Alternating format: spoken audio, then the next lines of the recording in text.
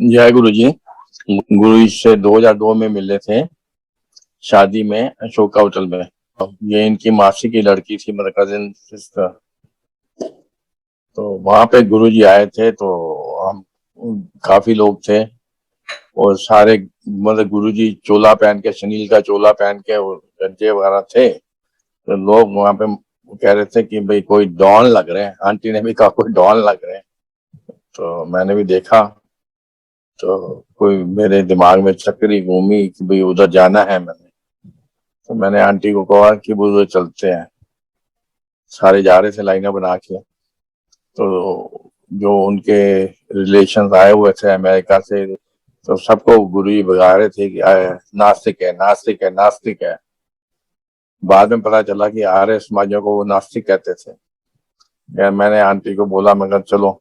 फिर आंटी कहती मैंने नहीं जाना। मैं कहा नहीं, चलो वहां पे जाके देखते हैं। मेरे साथ मेरा सांडू और साली खड़ी थी, तो मैंने उनको कहा चलना है। कहता ना जी, हम नहीं जाते। खैर मैंने आंटी का हाथ पकड़ा, मैं कहा चलते हैं। वहां गए, गुरु जी सबको भगा रहे थे। जब हमारी बारी आई तो मैंने ऐसे आंटी को रास्ते में बोला था, मैं गुरु जी के चरण छू लेना। कहते नहीं, मैं हस्बैंड के साथ किसी के चरण नहीं छूती। तो मैंने कहा भाई हस्बैंड कह रहा है छू लेना तो छू लेना। तो हमने वहां पे गुरु जी के चरण छुए, तो गुरु जी हमसे बातें करने लगे 5 मिनट। तो ये हैरानी की बात है कि सबको भगा रहे थे, हमसे बातें करने लग गए। तो के पॉल आंटी लाइनें लगा रही थी, तो काफी पूछा कि कहाँ से आया और सब कुछ। उसी टाइम मैं बड़ा दुखी था आंटी की बीमारी से। तो मैंने गुरु जी को बोला, गुरु जी इसका जुकाम ठीक कर दो। तो गुरु जी ने तो सुन लिया होगा। तो के पॉल आंटी ने कहा भाई गुरु जी ने आपसे इतनी बातें करनी, जब जो भी बात करनी है गुरु जी के आश्रम में आके करना।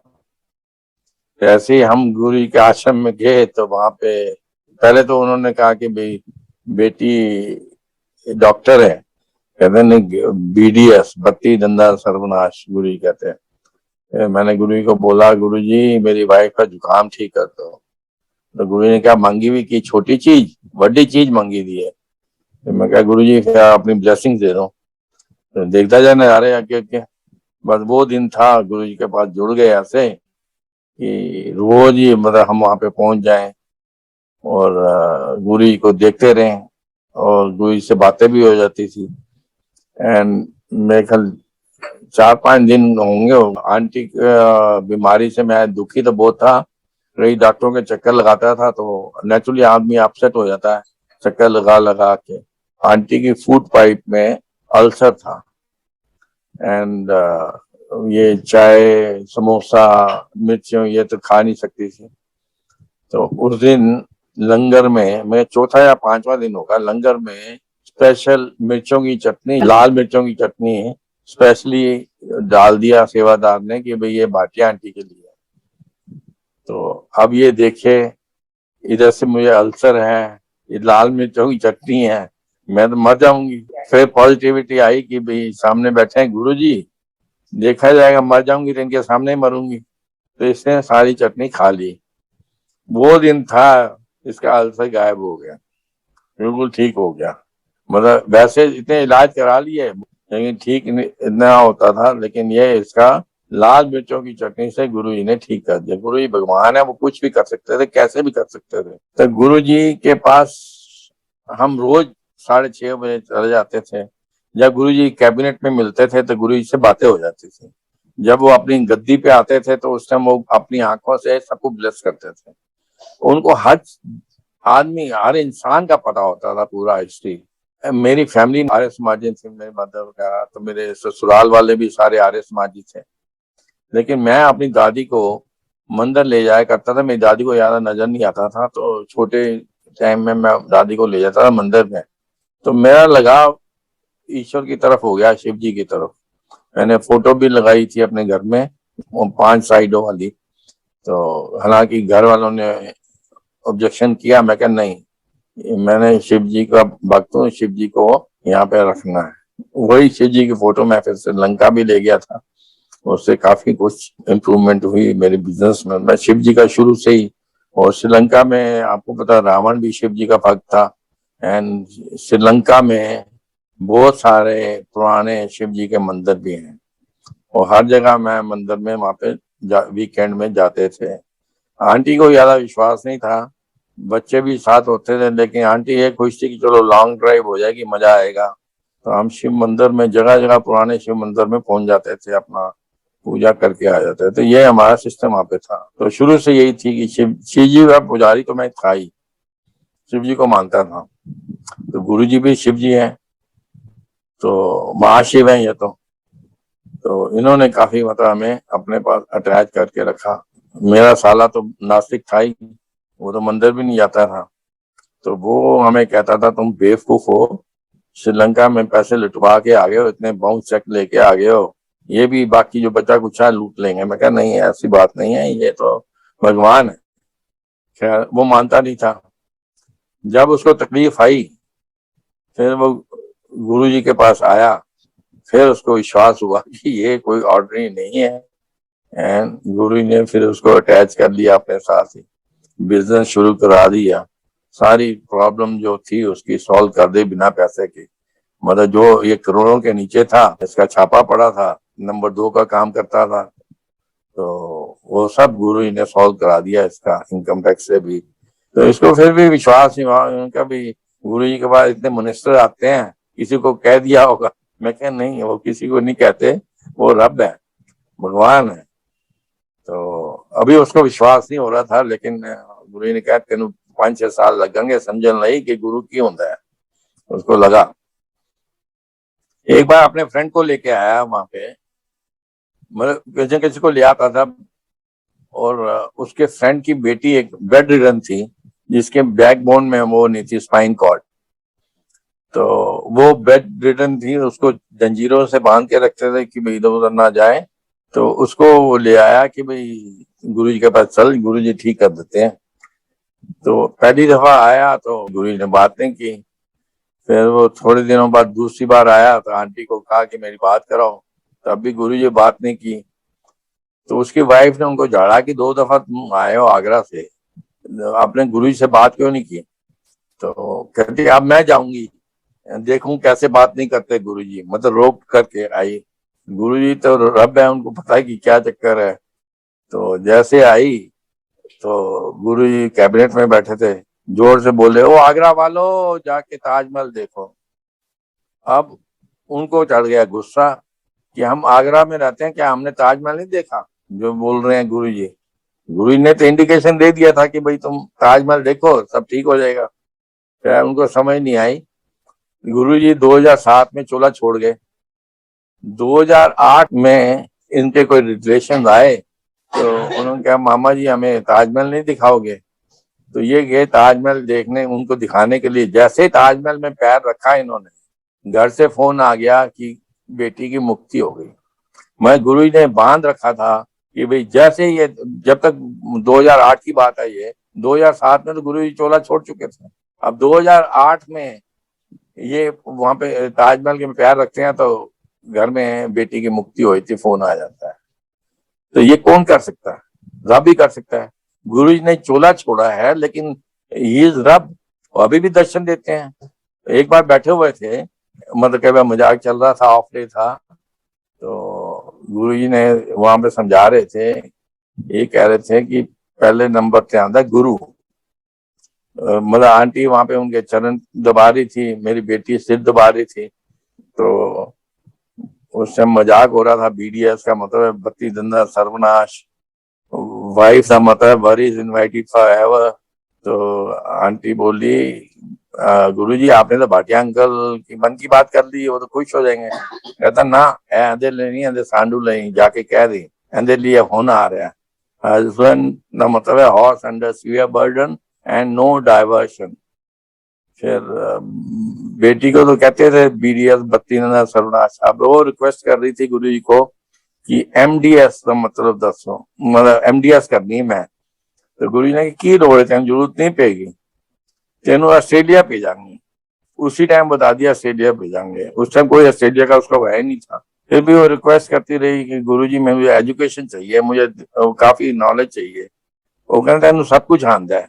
मैंने कहा मैनू तारा वाला नहीं आंदा। कहने नहीं, तेन सब कुछ आंदा है। फिर भी बैठिए से उसने जिद लगाई, तो गुरु जी ने कहा जा तेरा कर्नाटका ही हो गया। तो इसका एडमिशन कर्नाटका में हो गया था। बैठे वहां पे अपना मजाक भी चल रहा था। उस टाइम गुरु जी ने कहा, पहले नंबर ते आंदा गुरु, दूजे नंबर ते आंदी है संगत, तीजे नंबर ते आंदा है शिव जी, तीजे नंबर ते शिव जी। तो फिर उसके बाद गुरु जी ने आराम से मुझे कहा मैं महाशिव हूं। इन्होंने नहीं सुना, मैंने सुना है, वहां मुझे बोला था महाशिव हूं। तो मैं तो उनको महाशिव ही मानता था, हमेशा जाके चरण इनके मैं चूमता था। गुरु जी को मैंने ये देखा है कि जब भी इनको कुछ आप हाथ पकड़ो तो छुड़वा लेंगे, चरण नहीं छुड़वाते थे अपने चरण, उनको मैं चूमता था। एक बार 2005 में मेरे फादर की डेथ हुई, तो उनकी बॉडी उठाते हुए मेरी कमर ही चुक निकल गई, बड़ी दर्द थी। मेरे मदर वगैरह उन्होंने हवन रखा, तो मैं तो नीचे नहीं बैठ सकता, कुर्सी पे बैठा। तो मेरा कजिन एक मेरे से थोड़ा 4-5 साल बड़ा है, तो वो उसने बेल्ट पहनी हुई थी। कहता है कि मैं 1 साल से बेल्ट पहनी, अभी तक मेरी चुक नहीं निकली। मगर अपने मन में सोचा, मैं तेरी नहीं निकली, मेरा एक दिन में ठीक हो जाएगा। दूसरे दिन वहां पे अंपायर स्टेट में सीढ़ियों में बैठ गया, तो सिंगला अंकल आए, कहना क्यों भाटिया अंकल आगे बैठने वाले आज सीढ़ियों में बैठे। मैं मेरी कमर की चुक निकल गई है, इसलिए नीचे नहीं बैठ सकता। तो कहना क्यों, आंटी ने बेलन मारे हैं। मैं क्या मजाक कर रहे थे। मैं नहीं। इन मीन टाइम उन्होंने जोशी अंकल बोला कि भाटिया अंकल को लंगर यहीं दे दो, उन्होंने नहीं दिया। दूसरी बार बोला तो उन्होंने नहीं सुना या नहीं दिया, तो मैं कह इसका मतलब गुरु जी की मर्जी नहीं है। तो मैं अपना नीचे आके गुरु जी के लेफ्ट हैंड साइड में मुझे जगह मिल गई, दीवार के साथ टेक लगा के बैठ गया और लंगर किया। गुरु जी के चरण नीचे थे। मैं प्रार्थना करूं, गुरु जी जब मेरा नंबर आया, आज मैं झुक नहीं सकता, मैं चरण चूमने, आप अपने चरण ऊपर कर लेना। तो ऐसे हुआ कि जब मेरा नंबर आया तो गुरु जी के चरण नीचे थे, तो उन्होंने चरण ऊपर कर लिए। तो मैंने उनके चूमे, थैंक यू गुरु जी, आपने मेरी पुकार सुन ली, मैं ठीक हो गया और मेरी वाकई कमर बिल्कुल ठीक हो गई। दूसरे दिन फिर मैं आया वहां पे, फिर मैं वहां पे बैठने लगा, वो गुरु जी ने डांट लगाई, चलो अच्छे बैठ।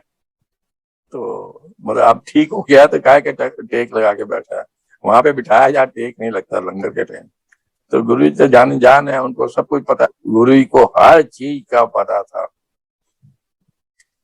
एक बार आगरा गए, वहां से फोन किया गुरुजी ने। मैंने गुरुजी को कभी अपना टेलीफोन नंबर नहीं दिया था, लेकिन उनको सब पता होता है। गुरुजी कहने मैं आगरा आया है, अपने साले को पूछ इतने पिछोरी खाना कितों मिलता है। तो मैं कहा ठीक है जी। कहना मैं 5 मिनट बाद फोन करांगा। ठीक है। मैं क्या गुरु जी उन सेवा दे भेज देना। कहते नहीं, उनकी कोई लोड़ नहीं। तो मैंने ऐसे ही साले को फोन किया, मैं पूछा, मैं क्या गुरु जी आए हुए आगरा, पूछ रहे पिछोरी खाना कितों मिलता है। वो कहता है मैं सेवा से चला जाना। कहता नहीं, सेवा नहीं, वो मना कर रहे हैं। एंड उसने बताया फिर मुगल होटल। तो फिर मैंने फोन लगाने की कोशिश की, गुरु जी का फोन ही नहीं मिलता। फिर गुरु जी का 5 मिनट बाद फोन आया, तो मैं क्या गुरु जी को कहता कि मुगल होटल। कहना ठीक है। तो जब ये डेट बात है मंडे, फिर थर्सडे को हम गुरु जी के पास गए। गुरु जी कैबिनेट में बैठे थे, मैंने उनके गोडे पकड़े। गुरु जी कहते तेरे मैं आगरा गया थी। मैं कि गुरु जी आपने सेवा का मौका नहीं दिया। कहता ना, वहां पे मैं SSP ਦੇ ਨਾਲ गया सी, ताजमहल नीचे का दरवाजा खुला के दिखाया, वहां पे शिवलिंग है। मैं कहा गुरु जी, भावना आपकी बेटी जो है ना, बड़ी किताबें पढ़ती है, मुझे कहती है कि भाई कुतुब मीनार में भी शिवलिंग है। कहता हाँ जी। मैं क्या, वो तो कहती मक्का मदीना में भी शिवलिंग है। गुरु जी कहते हाँ जी। मैं क्या गुरु जी आप इतने ज्ञानी हो, आप मीडिया में क्यों नहीं आते हैं। कहता ना, पहले मैं अपने लोगों का कल्याण कर लूं। गुरु जी ने जब बोला तो मेरे तो रोंगटे खड़े हो गए। गुरु जी ने, गुरु जी का गोडा मैंने पकड़ा हुआ था कि गुरु जी ने अपने लोगों में शामिल कर लिया हमें, कि भाई अपने लोगों का कल्याण करने के लिए गुरु जी आए नीचे। अभी भी गुरु जी ने 2007 में चोला छोड़ा है, तो उसके बाद भी दर्शन देते हैं गुरु जी। गुरु जी तो रब है, वो तो कभी भी दर्शन दे सकते हैं आपको, कुछ भी कर सकते हैं वो। तो हमेशा उन पे विश्वास रखो। गुरु जी ने हमें श्रीनगर भी भेजा बाई रोड, तो पूरी प्रोटेक्शन दी। ऐसे एक गाड़ी मैं लेके गया था तो अपनी बेटी को देने के लिए कर्नाटका, इसका MDS में एडमिशन हुआ था। छोटी गाड़ी उसने कहा था देना, तो आल्टो थी, आल्टो गाड़ी लेके गया था। तो 2400 किलोमीटर गुरु ने चढ़ा दी। सारे रास्ते में उन्होंने पूरी प्रोटेक्शन दी। तो उस टाइम मुझे दिखता नहीं था इतना, तो आंटी मेरे साथ लड़ती जाती थी, भाई आपको दिखता नहीं है क्या, इतने मतलब पत्थरों में आपने गाड़ी मार रहे हो, टूटी सड़क में मार रहे हो, ये टूटी फूटी गाड़ी पहुंचेगी वहां पे नाक के पास। मैं कहने ऐसी बात नहीं है। और मैं जाते ही मैं वहां पे सर्विस कराऊंगा। पहले 2400 किलोमीटर चलाने के बाद गाड़ी में सीधा शोरूम में ले गया, वहां पे सर्विस स्टेशन, वहां पे पूरी गाड़ी साफ कराई। उससे पूछा कहीं डेंट वगैरह तो नहीं पड़े, कहता है बिल्कुल एक झरीट नहीं है जी आपकी गाड़ी में। मैं कह देखो ये भी हैरान। फिर उसके बाद गुरुजी ने एक बार मदान आंटी और उनकी फैमिली गुरुजी के आगे मतलब मत्था टेकने खड़ी थी। उसने कहा गुरुजी श्रीनगर दी टिकटा बुक कराई ने जाइए, की रोड है जाके मरना है। तो उन्होंने कहा मैं एयर टिकट बुक कराई है। कहते मेरे को पूछ के कराई है, उसको मना कर दिया। पीछे आंटी खड़ी थी तो मत्था टेकने के लिए, आंटी कहते जा श्रीनगर घुमा। कश्मीरी आंटी हमारे फ्रेंड हैं, यहाँ पे रहते हैं, जा घुमा जम्मू कश्मीर। तो वो हैरान थी कि हमें मना कर रहे हैं, इनको भेज रहे हैं। तो बाई रोड हमें भेजा श्रीनगर। तो ये पूरी ब्लेसिंग से साथ गुरु ने भेजा, सब जगह बचाया। सब हम घूम के आए वहां पे, पहलगांव, गुलमर्ग, सब जगह घूम के आए विद द प्रोटेक्शन ऑफ गुरु जी। तो गुरु जी पूरा ख्याल रखते थे। ऐसे ही एक बार गुरु जी ने हमें कार्ड दिया शादी का, जलंधर की शादी का। तो मैं और मेरी वाइफ और मेरी बेटी हम वहां पे जलंधर जा रहे हैं। इन द मीन टाइम उन्होंने कह दिया कि भाई नानू सबरवाल इसको भी ले जाना साथ में, उसको भी कार्ड दिया था शादी का।